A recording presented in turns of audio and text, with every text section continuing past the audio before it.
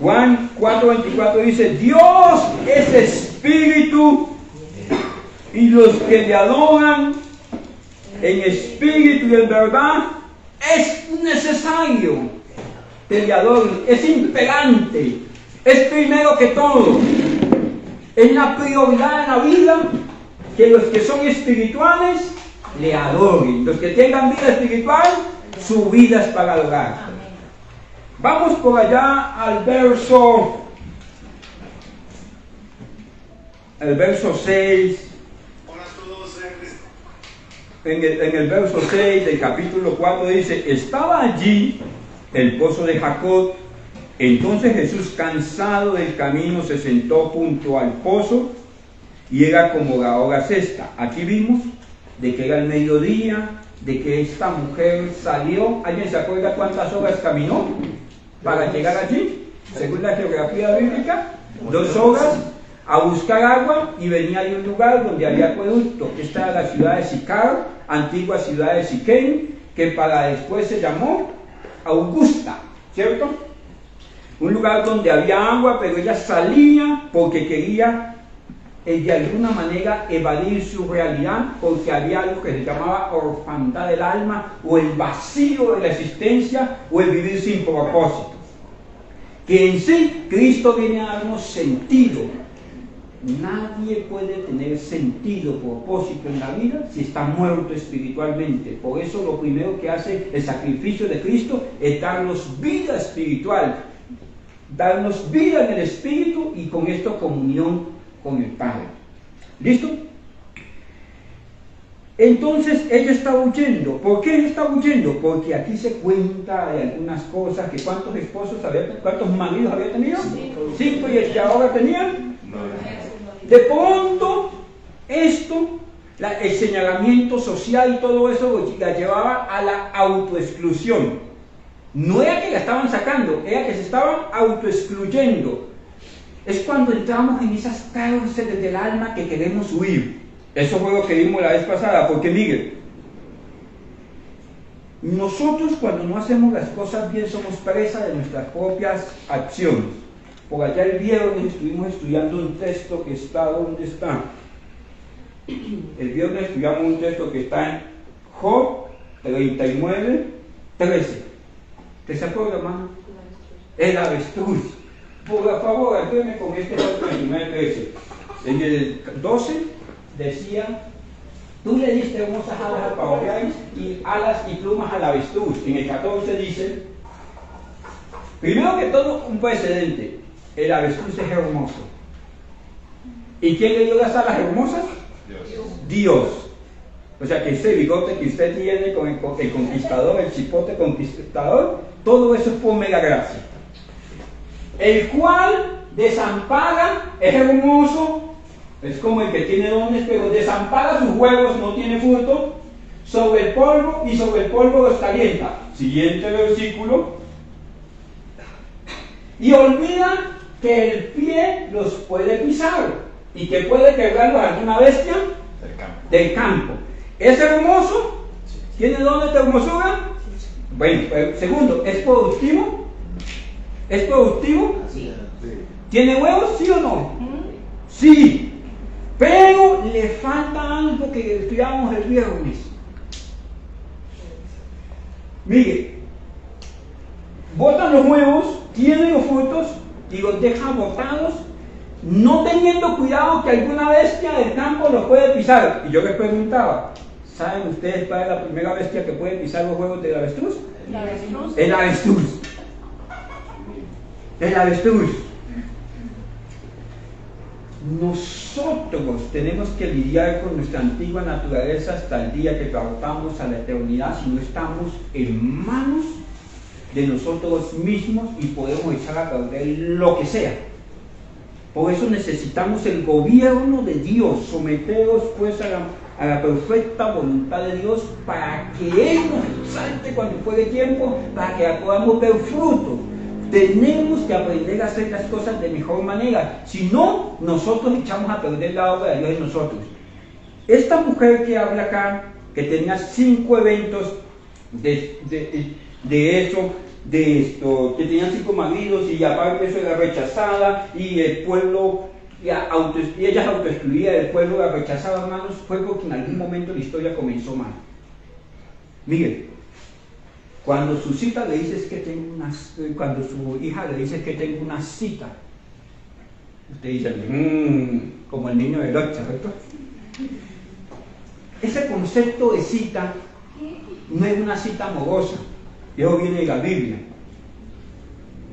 Y la Biblia dice una cita, mire, ¿cuál fue la cita para Isaac conseguir mujer? ¿Alguien se acuerda? Mandó y él vio a la muchacha. Y fue donde quién? Donde los padres, porque una cita viene de esto. María y José se desposaron como esposos. ¿Cómo era eso de desposarse como esposos? Y él decía, como Sansón le dijo al padre, ¿qué le dijo Sansón al padre, al papá? Me gusta esta muchacha. Entonces le dijo, tómemela por mujer. Entonces el papá cogía a Sansón, vamos a ver Sansón, ahora sí va a comenzar la parte buena del libreto. Ahora vas a comenzar a trabajar para otra. Y lo llevaban, y con la familia de la persona, de la novia, ¿sabe qué le preguntaban? Se conocían. Le decían, ¿eres del mismo pueblo mío? ¿Tu Dios es mi Dios? ¿Crees lo mismo que yo creo? Esa es la parte fundamental de una cita para poder unir familias. Porque imagínese usted que usted se enamore de un hombre muy simpático, pero que él consuma maracachafa, o que no crea en Dios, o que sea ateo, agnóstico, o que un día de estos esté colocando una rosa sobre el televisor para bendecirla y después le va a cascar a usted para que le suceda el milagro. ¿Ustedes creen que tienen el mismo Dios, las mismas creencias? Pero si se conocen antes, se van a evitar tener un marido, 2 maridos, 3 maridos, 4 maridos, 5 maridos. Si usted conoce a alguien para un negocio antes de meterse en el negocio, usted va a decir, ¿su Dios es mi Dios? ¿Usted cree lo mismo que yo creo? ¿Comemos lo mismo? Y eso es lo que llamaban una cita. Pero ¿sabe quién era la cita? El papá de la señora y el papá de la novia y del novio. Y entonces le decían como los indios le dicen, yo quería casarme con tu hija. Le dice yo a un cántico. ¿Sabe qué le dice el indio a uno? Le dice, ¿tú tenés una loca? ¿Tú tenés una loca? ¿Maloca saben qué es? Una choza. Una choza. ¿Tú tenés una loca? O sea, si ven que es una cita, yo me quiero casar con su hijo. Yo le preguntaría, ¿usted tiene maloca? Si fuera indio, pero le tengo que preguntar, ¿cuál es su Dios? ¿Usted en qué cree?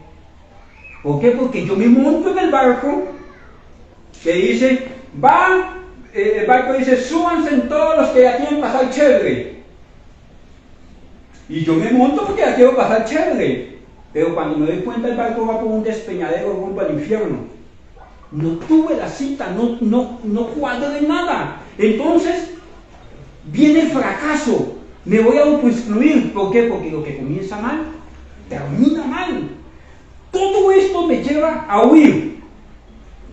Y ese tiempo que necesito para conocer, para adorar a Dios, lo voy a utilizar a remendar cosas, porque yo puedo ser el avestruz que piso mis propios huevos, mi propia productividad, mis propios dones. Alguien que no sabe conducir, un mal testimonio le puede arruinar la vida. ¿Qué dice por allá el libro de Eclesiastés? ¿Usted qué sabe este texto? Muchachón, allá. Como una mosca en el perfume del perfumero, así es una locura al sabio. Si me voy a entender, mis acciones me llevan a que yo pierda tiempo. Porque, miren, hermanos, una cosa, y esto lo pueden dar para la vida, es la eficiencia, y otra cosa es la eficacia. Yo voy en la moto, en el carro, súbase, va Silva y doña, y llegan a un pantano, y comienzan a acelerar. ¿Las llantas están andando? Sí, pero no avanzan. Yo dice, pastor, pero yo hago, pero yo vengo, pero yo sé, pero yo hago. Sí, pero no es que hagas. Como dice el pastor Miguel Núñez, es mejor que seas a que hagas. Porque el carro está andando, está gastando gasolina, está gastando llantas, usted está apretando el acelerador, sí, pero ¿para qué es un carro? ¿Para que haga bulla, que hace? ¿O para que avance? Que avance. Para que avance. Muchas veces nuestra vida, cuando no la vivimos como la tenemos que vivir, estamos acelerando. Pastor, mire, yo hago, yo me sé, yo conozco las revelaciones de los 3 cielos y más para allá. Eso Dios me usa, yo llevo, yo traigo, pero no estoy avanzando.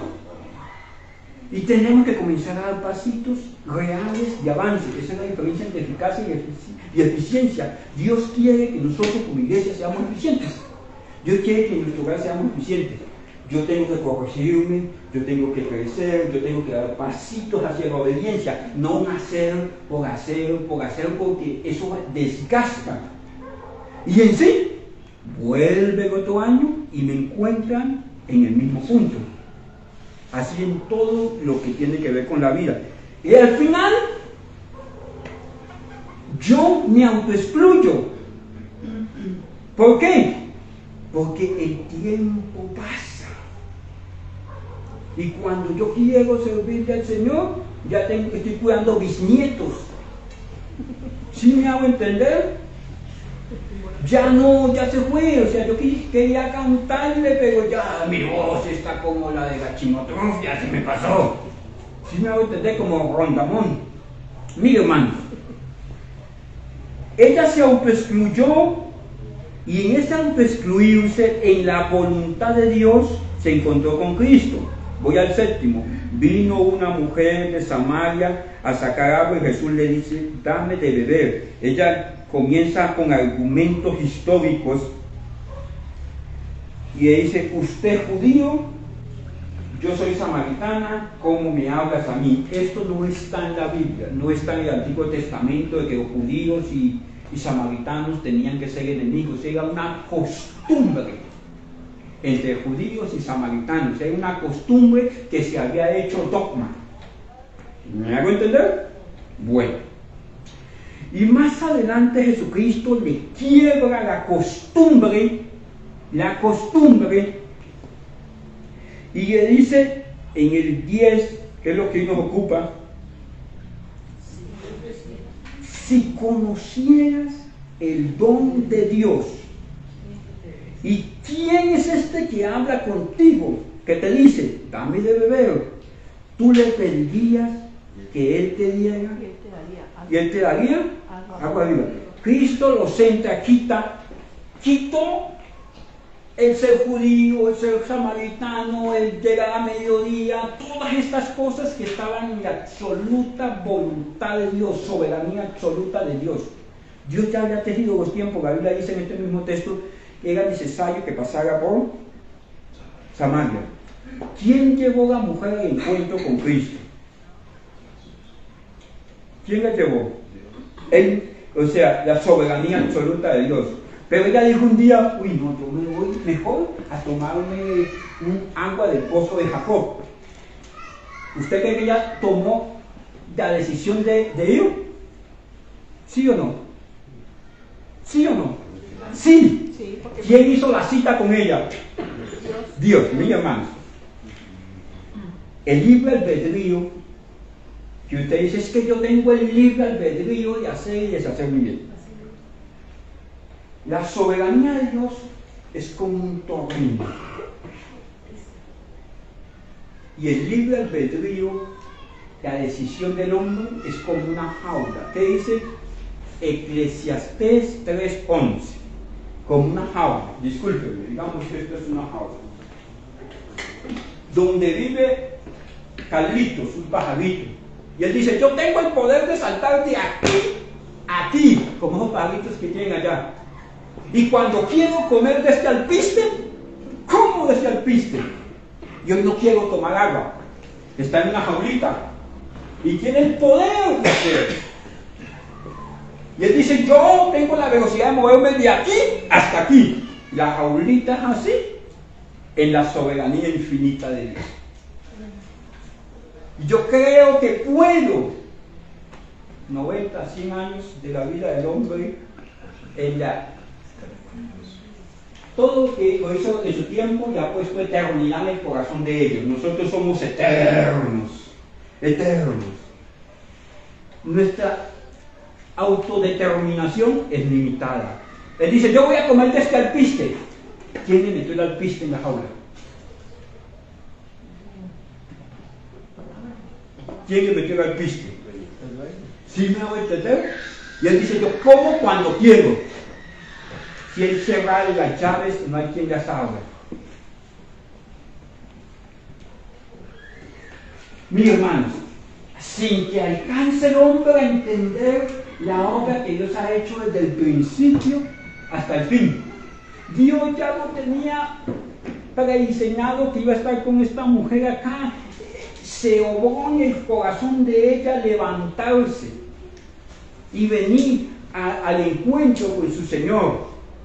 Porque en esa limitación, ¿sabe cuáles son las limitaciones del hombre? Dice, Dios ha fijado de antemano el orden de los tiempos y los límites de su habitación.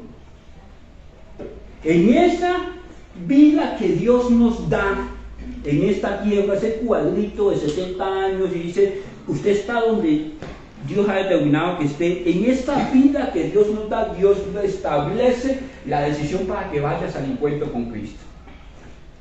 Ella fue al encuentro con Cristo y ella fue con todo lo que era, y Cristo le dice, tengo sed para propiciar el encuentro con ella. Y le dice, necesitas conocer el don de Dios. Si supieras cuál es el don de Dios. Vamos al texto, Chefina. 4:10 del Evangelio de Juan. Si supieras quién es el que habla contigo, si conocieras el don de Dios, ¿y quién es el que habla contigo? Mire, Cristo dice, necesitas conocer a Dios para que entiendas tu propósito. Eso es lo que vamos a ver más adelante. Quien no conoce a Dios no entiende su propósito. Y todo esto está hilado por la necesidad que tiene mi alma de adorar a Dios. En este mismo libro, capítulo 4, verso 24 de este Juan, dice, los que son espirituales, los que Dios es espíritu, y los que le adoran en espíritu y en verdad, es necesario que le adoren. Mi alma tiene una necesidad de adorar a Dios. Una necesidad. Hay dos clases de adoración. Hay una adoración general y hay una adoración cristiana. Miren, los epistemólogos y los psicoanalistas, por ejemplo, Freud dice que hay unos impulsos naturales que son las etapas del crecimiento, del desarrollo. Por ejemplo, usted tuvo que haber estudiado cuando el niño comienza a succionar, cuando el niño desarrolla sus sentidos. El niño nace y lo botan sobre el pecho de la mamá. ¿Él qué hace? ¿Él qué hace? Instintivamente busca ¿qué? Uno lo coloca aquí y él hace, la mamá lo coloca y él ¿qué hace? Y él todavía no ve, porque el niño a los 2, 3, 4 días todavía está viendo sombras. Hasta el tercer día comienza a tener, ¿sí me hago entender? ¿Y él por qué comienza?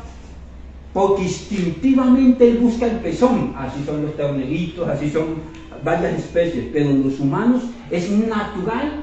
Esto es lo que llaman el crecimiento natural, el desarrollo natural del ser. En nosotros hay un desarrollo natural que necesitamos adorar. Por eso los indios del Mesoamérica, ¿qué adoraban? ¿Se acuerdan que adoraban cuando llegaron los españoles? El sol. Pero ¿por qué? ¿Quién les enseñó a adorar? Es un desarrollo natural de la vida humana. Con el instinto, como el niño busca el pezón, el hombre busca adorar. Y el que no adora a Dios, adora cualquier cosa, pero tiene que adorar algo. Por eso nosotros, cuando no adoramos genuinamente a Dios, terminamos o adorando nuestro ego, hacemos un pedestal para adorarnos lo que yo pienso, lo que yo digo, lo que yo hago, lo que yo quiero, yo, o hay gente que adora a los hijos. O hay gente que adora el dinero, hay gente que no trabaja por el dinero porque adora el trabajo. Podemos adorar cualquier cosa, por ejemplo, hay en culturas donde adoran las ratas, las vacas, los cultos fálicos, adoran aún los espíritus, adoran las imágenes, adoran el pensamiento humano, porque ¿qué dice la filosofía helénica? Que es la herencia de los griegos. Serás salvo por tu pensamiento, serás salvo por tu conocimiento. Y entonces el que más sabía, más salvo era para los helénicos. Dice que eran salvos de la condición del infierno actual por el conocimiento, por la iluminación. ¿Por qué? Porque hay un desarrollo natural en el humano que necesita adorar. Todo hombre está diseñado para adorar. Y la adoración es el eje transversal de la vida. Un pueblo levanté para alabanza y gloria de mi nombre. ¿Cuál es el propósito del hombre? Alabanza y gloria del nombre del Señor. Porque ya en sí estamos completos, porque ya tenemos la salvación. La vida es relacional. Un día, pero mientras estemos aquí, un pueblo fue diseñado para alabanza y gloria del nombre del Señor. Y la adoración cristiana, esa adoración es el desarrollo natural del ser, puede adorar lo que sea, pero la adoración cristiana se funda en el conocimiento de Dios. Mire, hermanos, ¿cómo puedo yo conocer a Dios? Tres cosas. Yo puedo conocer a Dios desde la razón, puedo conocer a Dios desde mi corazón y puedo conocer a Dios desde mi voluntad. Yo puedo conocer a Dios desde la razón y como dice por allá en Romanos 1, dice que las cosas que su creación misma da testimonio de que Dios existe. La razón mía es excedida por la creación de Dios, por las obras de Dios. Yo puedo conocer a Dios desde mi razón y decir, Él es el eterno, el grande, el sublime, porque no puedo explicar cómo se creó todo esto, ni puedo explicar cómo funciona mi corazón. Si yo le pusiera un tester a mi corazón, yo veo que hay un voltaje que aparece y desaparece, aparece y desaparece, aparece y desaparece. 80 veces en un minuto. Es como si alguien estuviera con una batería, conecto, desconecto, conecto, desconecto. 80 veces me conecto y me desconectan el voltaje de mi corazón. No hay tecnología para hacer eso. Entonces cuando yo digo no lo voy a hacer, no lo hagas.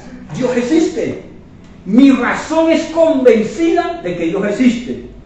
Y usted sabe que hay gente que no es cercana a Dios, pero dice algo superior nos creó y creó el universo. Yo puedo conocer a Dios en su creación.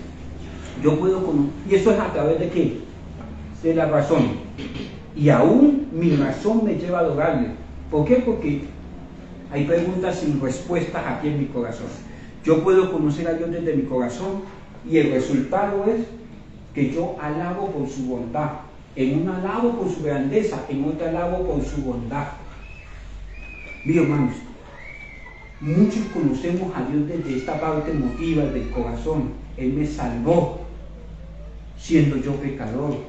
Eso tiene que ver con que Él me amó primero y mi respuesta es amor.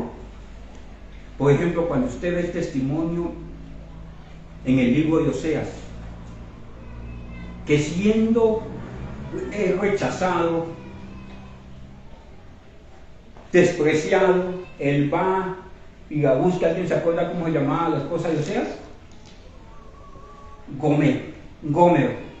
Ya no quiero ser más tu amada, y se va. Y él, cuando llega, hermano, ¿se acuerda dónde la consiguió? En un mercado de esclavos, siendo prostituida con unas cadenas aquí, que no tenía ya su dentadura, ya estaba calva, y él dijo: te sigo amando.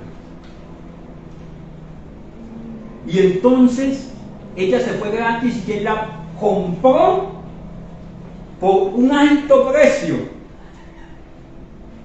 En eso se revela a Dios y yo conozco a Dios. Es más, hay mucha gente que conoce solamente ese mensaje del Evangelio, en que Él me amó primero. Y muchos de nuestros maestros tienen esa visión del Evangelio y eso los llevó al cielo, que Él me amó primero y solamente puedo ver su bondad. Hermano, el que ha pasado por el proceso de salvación no hace más sino que adorar su bondad, su piedad, sus misericordias y su gracia para con nosotros. A veces mi razón no entiende, porque yo a veces no entiendo cómo funcionan las cosas en su eternidad, en su gran deidad, en su gran conocimiento, en su soberanía absoluta. A veces no lo entiendo, porque hay un texto en la Biblia que en boca de Job dice: este conocimiento es demasiado grande para mí. O sea, querer conocer el todo de Dios va a ser imposible para una vida, para esta vida. O sea, son mis 80 años, yo no voy a conocer al Eterno en 80 años. Pero yo conozco a Dios desde el amor, desde el corazón. Lo que sí sé de Dios es que yo, siendo pecador, Él vino a morir por mí. Y yo acepto ese regalo de salvación. Yo puedo conocer a Dios de la razón, les dije, desde el amor, desde el corazón, y también lo puedo conocer desde mi voluntad. Mire, hermanos, un conocimiento de Dios desde la voluntad es un conocimiento de Dios que lo acepta como el soberano. Muchos razonan quién es Dios. Muchos aman a Dios, pero les cuesta someterse a la voluntad de Dios. Cristo dijo: la voluntad del Padre he venido a hacer. Mi voluntad tiene que conocer quién gobierna, porque mi voluntad es mi autodeterminación de hacer las cosas. Pero desde allí puedo conocer a Dios.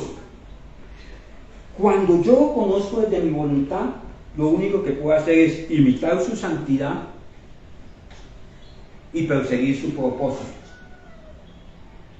Desde la razón yo puedo argumentarle cómo es la morada del eterno Dios, cuántos símiles de Dios hay, cuántos nombres de Dios hay en la Biblia, y puedo hablar de sus leyes morales, de sus leyes jurídicas, de sus culturas, absolutamente de todo.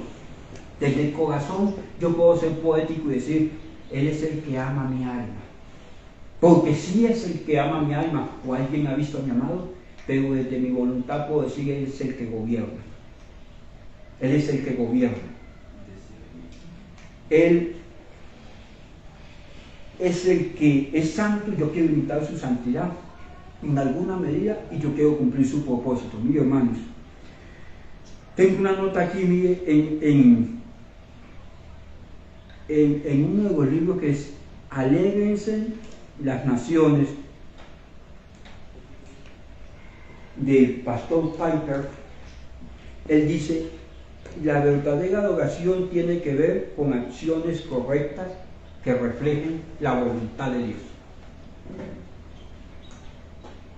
O sea, yo puedo adorar a Dios desde mi razón, yo puedo adorar a Dios desde mi corazón, pero cuando lo adoro en su voluntad, dejo de hacer lo que yo creo, lo que yo quiero, y comienzo a hacer su voluntad.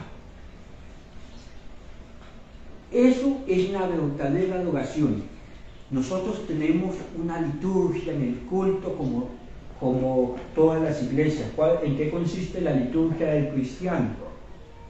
Nosotros venimos con un propósito de congregarnos, de aprender de la palabra y de adorar. Usted dice: yo adoré en la iglesia, bendito Dios que pudimos entonar cánticos a Él. Pero la verdadera adoración tiene que ver más allá del hacer. Tiene que ver con el ser. Les recomiendo ese libro, hermano. Alégrense las Naciones, de John Piper. Son acciones que reflejan la voluntad de Dios.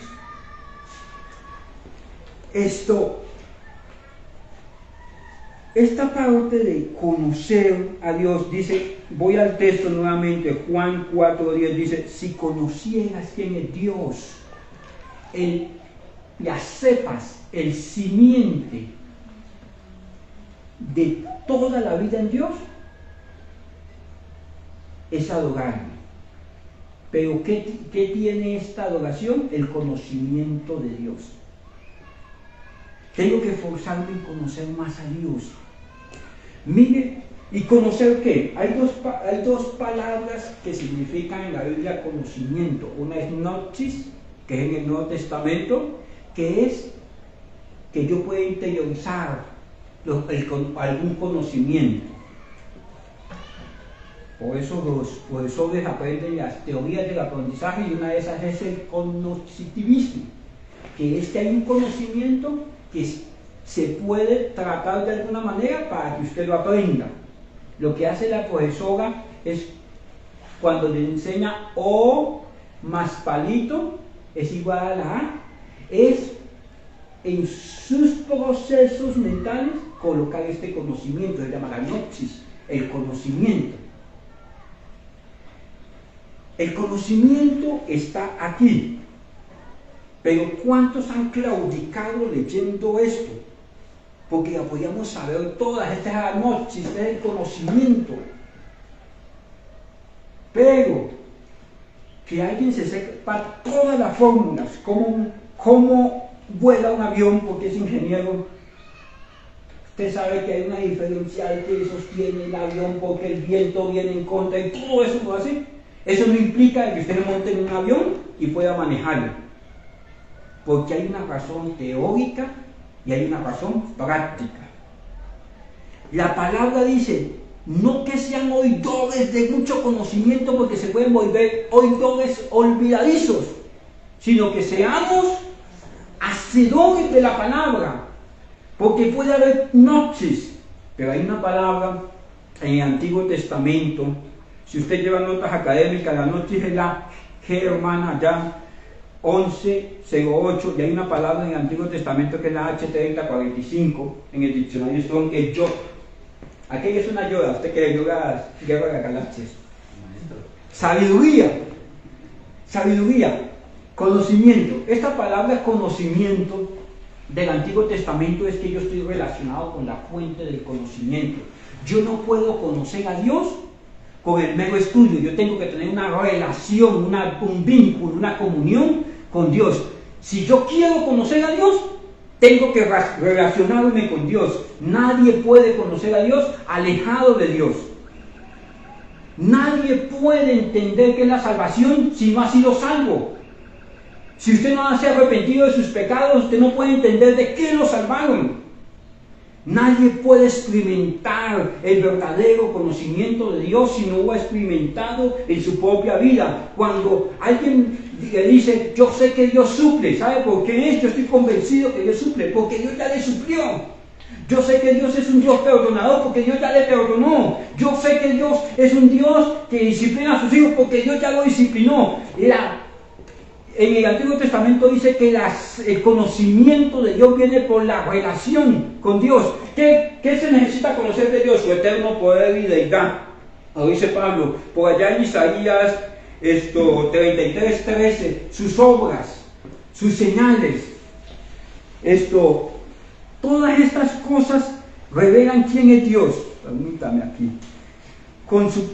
Pero mire, hermanos, vamos a leer Efesios 1:17, esto ya lo estudiamos la vez pasada, no voy a profundizar en ello.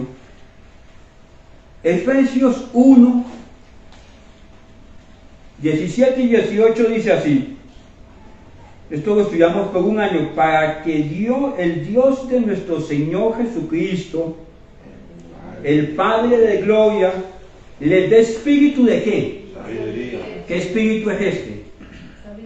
No, ¿está en mayúscula o está en minúscula? O sea, que ustedes se vuelvan sabios, que tengan conocimiento, que estén habilitados para aprender.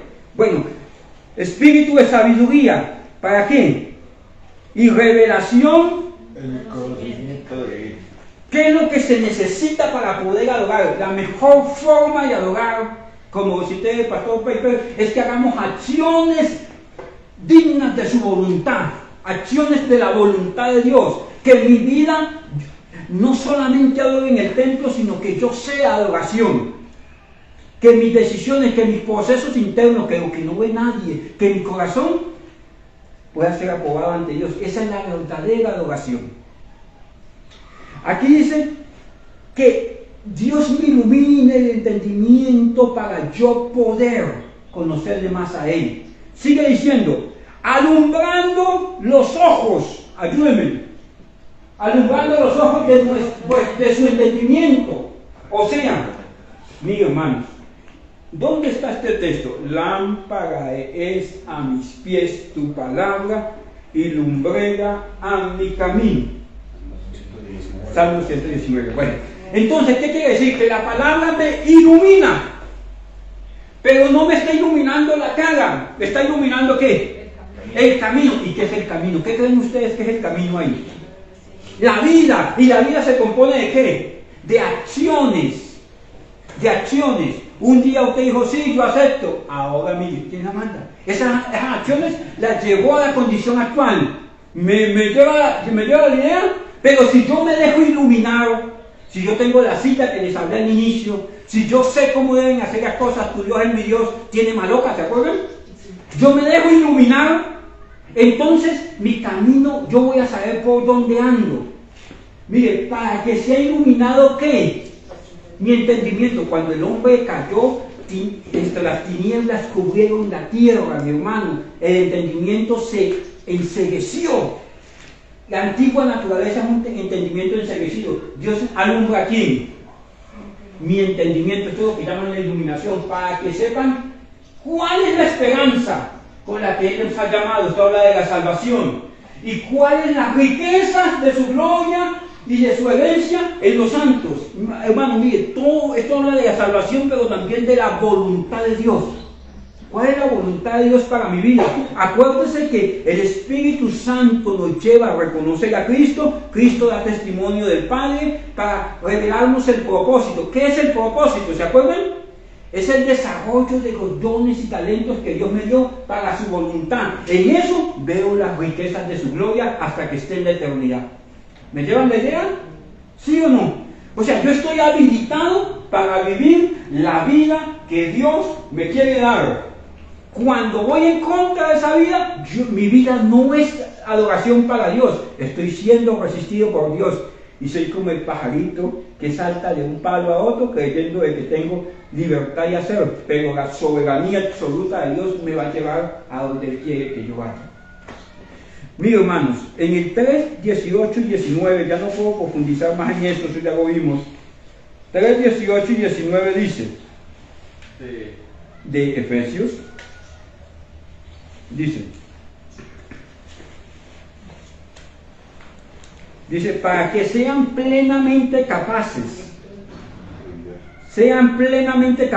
aquí la palabra es capacidad, capaces de comprender con toda la iglesia cuál es la anchura, la longitud, la profundidad y la altura, y de reconocer el amor de Cristo que excede todo conocimiento, para que sean llenos de ¿qué?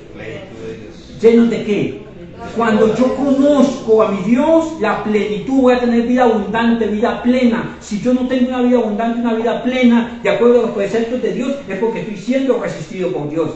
La plenitud viene con el conocimiento, cuando yo entiendo cuál es el plan perfecto que Dios tiene para nosotros, hermanos. Porque así como les dije que hay una palabra que significa conocimiento, hay una palabra en el Antiguo Testamento que está en este texto precisamente, que habla de esa capacidad de recibir conocimiento. Que usted tenga la Biblia, usted cree que usted la tiene y nunca la abre, ¿usted cree que transforma su corazón? Usted se sienta sobre el libro de ecuaciones allá de la Chokosky y se duerme para el parcial, para que se le pase por ósmosis. No, así no funciona. Es más, que usted vaya al colegio, ¿eso le garantiza de que usted aprenda? Los profesores de ahorita sufren mucho. ¿Por qué? Porque el niño va con una coraza en la mente. Y el niño va desde la casa el papá le dice que él es merecedor, que el profesor es el sirviente, que tiene que hacerle, que tiene que dedicarle tiempo, y él tiene todo en contra para aprender. ¿Hace la acción de él? Sí, como el carro dando vueltas, pero tiene un montón de argumentos para no aprender. Hay una palabra que está en este texto, es epignosis, la otra era gnosis, que es conocimiento. Epignosis es el proceso de enseñanza-aprendizaje. Es cuando Dios te dice, te voy a enseñar, ¿cómo? Por allá, Salmo 32, ¿qué dice, hermana? 32:8. Te voy a enseñar y te instruiré el camino por el cual debes de andar. Esa palabra, esa está en el Antiguo Testamento, si la pasáramos al Nuevo Testamento es epignosis, es te voy a enseñar, me voy a revelar cuál es el plan.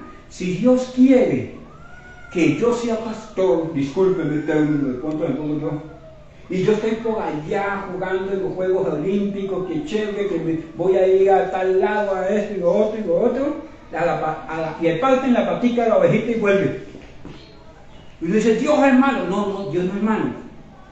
Te voy a enseñar. Te voy a enseñar. Pero yo quiero ser el primero. No necesitas ser el primero. Yo te quiero enseñar dónde quiero que estés. Porque la verdadera adoración son acciones en la voluntad de Dios. Esa es la verdadera adoración. No, pero es que yo creo, es que yo tengo razón, es que yo quiero, es que yo no voy a hacer a mi manera. No, te voy a enseñar. Te estoy enseñando. Es como cuando el profesor le toma la mano al niño y le dice la O. Y lo suelta y él hace algo que no se parece a la O. Y él toma la mano y dice la O. Ese es el proceso mediante el cual el Espíritu Santo nos va guiando para nosotros entender cuál es la voluntad expresa de Dios para nosotros.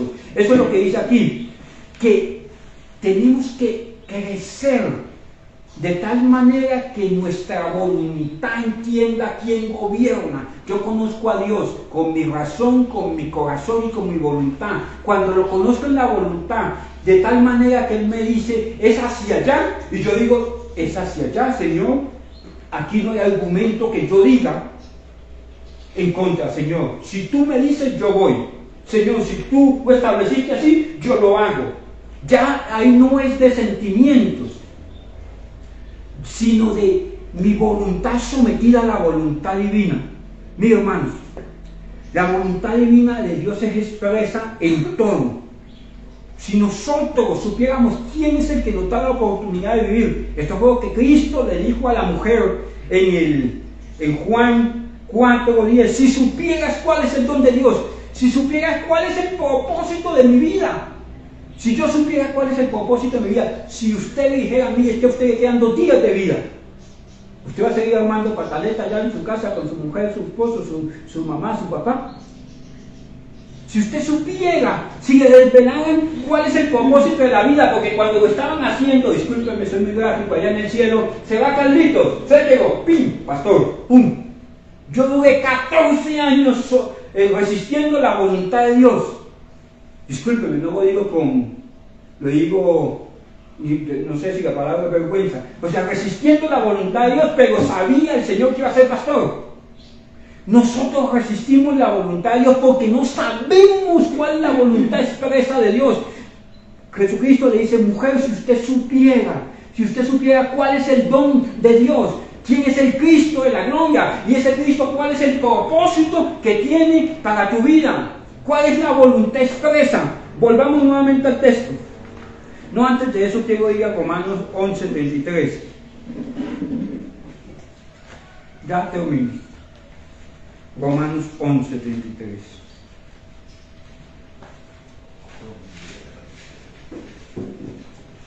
Dice así: oh profundidad de las riquezas y de la sabiduría y de la ciencia de Dios. Aquí está hablando de eso espiritual que yo no puedo entender con mi mente. Yo puedo adorar a Dios desde mi razón cuando mi razón choca con la creación de Dios. Cuente cuántos átomos tiene solamente una de las moléculas para formar una neurona. no una neurona, una molécula. Eso choca, no lo puedo hacer, soy limitado. Yo puedo adorar a Dios desde mi corazón porque Él me amó primero. Pero aquí toda la sabiduría humana choca con esto, mire, porque el amor es entendible, de que soy emotivo, es un desarrollo de que yo necesito ser amado y amar. Ojo, usted nació para ser amado y para amar.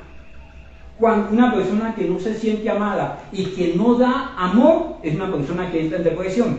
¿Por qué? Porque la dinámica del desarrollo natural del ser es que fuimos diseñados para dejarnos amar. Aquí dice, oh profundidad de las riquezas de la sabiduría y la ciencia de Dios. Cuando Dios toma a un hombre detrás de las ovejas y lo pone como rey, solamente en la ciencia de Dios se puede saber eso. Solamente en los planes de Dios. Mire, yo ayer le decía a mi hermano, hay quienes juegan con las fichas y hay quienes juegan con el tablero. Dios mueve el tablero. ¿Usted cree que está moviendo las fichas? Él le mueve el tablero. Sí, me hago entender. Es una ciencia que no entendemos. Los planes de Dios. Cuando Dios endurece el corazón de Faraón, ¿estaba tratando con Faraón o con el pueblo? Con el pueblo. Y el pueblo dijo, no, yo me voy a moldar en mi conocimiento al plan de Dios, hacerlo a mi manera y también satisfago a Faraón. Faraón dijo, pues sí, ustedes quieren adorar, pues adoren. Váyanse a su casa y adoren. ¿Qué dijo el pueblo? No podemos adorar en esta casa porque no vamos a sacrificar lo de los egipcios a Dios.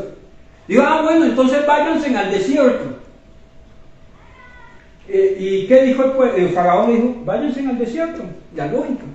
Y ellos dijeron, no podemos, nos toca irnos con nuestros ancianos, nuestras niñas y nuestras mujeres. Faraón dijo, pues llévense las mujeres. Dijo, no podemos, porque Dios dice que hasta las ovejas y nuestros ganados tienen que ir con nosotros. Si ven un choque entre la ciencia humana, la sabiduría humana y la sabiduría de Dios, cuando Dios le dice, cuando usted dice, no, pues que yo puedo ir a la plazuela a las 3 de la mañana, allá en medio de la reggaetoneada que era allá, y chévere, no pasa nada. Yo dice, no, este no es el lugar donde tienes que estar, no es la forma, no es la manera. Sí, pero yo me guardo para el Señor. Sí, pero no es la forma para sus hijos. Señor, pero no entiendo. Venga, bajen y explíquemelo. Porque este fanatismo religioso, el pastor es el antichévere, cualquier cosa puede decir usted. Pero la sabiduría de Dios excede nuestra sabiduría, de tal manera que un día me dice, ve y habla a un pueblo que no te va a escuchar. ¿A quién le dijeron eso? A Ezequiel. Ve y habla a un pueblo que no te va a escuchar. Ve. No entiendo, Señor. No necesitas entenderlo, necesito que tu voluntad me adore, que tu voluntad me conozca, que tu voluntad se sujete a mí, porque la mayor adoración es que mi voluntad haga las acciones de Dios, las acciones que Dios trazó para mi vida. Ya termino. Dice, la ciencia de Dios, la sabiduría y la ciencia de Dios, cuán insondables son sus juicios e inescrutables sus caminos, porque ¿quién entendió la mente de Dios y quién fue su consejero? Vamos a Juan 4, ahí termino. Respondiendo, si conocieras cuál es el don de Dios y quién es el que está hablando contigo. Y mire que comienzan a hablar para llegar al texto cumbre de este capítulo, que es el 24, que dice, es necesario que adores. Dios es espíritu, y los verdaderos adoradores en espíritu y en verdad tienen una necesidad terrible de adorar. Esa necesidad está en Salmos 42. Si conozco a Dios, me voy a sentir así. Si mi razón ¿cuántas veces la razón ha chocado con Dios? Muchas veces. Si mi corazón no hace sino desgajarse en la presencia de Dios por su salvación, no hago más sino adorar. Y si mi voluntad está en Dios, no puedo hacer más que adorar con acciones en su voluntad. Mire como decía David, así como el ciervo que brama por las corrientes de las aguas, así clama por ti el alma mía. Estoy en el Salmo 42:1. Mi alma tiene una sed. Esto es adoración. Yo necesito adorar. Por esto, Juan 4:28 dice, es necesario que le adore. Conozco a Dios, es necesario que le adore. Mi voluntad necesita rendirse en adoración al Rey. Dice, mi alma tiene sed, tengo una necesidad terrible del Dios vivo.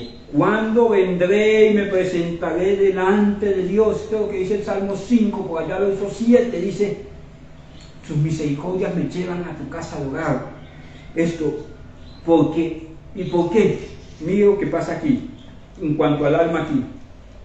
5. ¿Por qué te abates, oh alma mía, y por qué te turbas dentro de mí? Espera en Dios, porque aún ella alabarle, salvación mía, Dios mío. Mi Dios, mi alma está batida dentro de mí y me acordé por tanto de esto.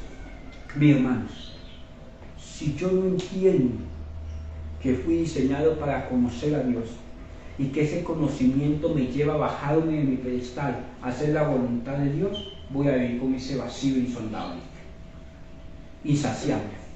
Pero cuando yo entiendo que mi razón, que mi corazón, que mi voluntad conocen a Dios, no hago más sino adorarle. Levante sus manitos ahí donde está sentadito. A esta mujer él le dijo, si conocieras, todos esos problemas van a pasar porque quiero que seas adoradora. Si conocieras el don de Dios. De pronto tú no conoces a Dios desde tu voluntad. Cautivos somos de su soberanía, de su voluntad absoluta que tiene lo mejor para nosotros. Dije, Señor, aquí está mi voluntad. Como dijo Cristo, hacer tu voluntad he venido. Si me quedan 10 años, 20 años, 50 años, yo quiero hacer tu voluntad. Yo no quiero adorarte como dice el libro de Mateos, de labios, honra de labios, y que mi corazón esté lejos de ti. Yo no quiero entender todas las razones de la existencia de Dios. Yo no solamente quiero amarte con locura, ser efusivo, ser sentimental con ese amor con que tú me has amado. Yo quiero rendir mi voluntad porque en mí hay un vacío. Yo quiero conocer cuál es el don de Dios en Cristo Jesús. Yo quiero que te muestres como el Dios de infinita voluntad eterna para vivir. Padre, mira tu voluntad en mi vida, en mis hijos, en mi esposa, Señor, en mi iglesia. No queremos hacer nuestra voluntad. Enséñanos a hacer tu voluntad. Que tu Santo Espíritu me guíe a tierra de rectitud con tus planes. Enséñame a hacer tu voluntad porque tú eres mi Dios y que tu Santo Espíritu me guíe, Señor. Señor, así como dice Hebreos 1:3, Cristo es la imagen misma del Dios viviente. Y eso lo revela el Espíritu Santo a mi vida. Que yo me pueda llenar de su voluntad. Que yo pueda hacer, Señor, el propósito con el cual nací, Señor. En el nombre poderoso de Cristo Jesús, Señor, muchísimas gracias. Amén y amén. Dios me les bendiga. Nos vemos el miércoles en el estudio en línea, el viernes en el servicio de oración y el domingo nos vemos acá. Dios les bendiga grandemente. Salúdense en el amor del Señor. Si alguno de ustedes voluntariamente quiere ofrendar, lo puede hacer en este lugar, como la Biblia lo estipula, cada uno de él como haya propuesto en su corazón. Dios me los bendiga.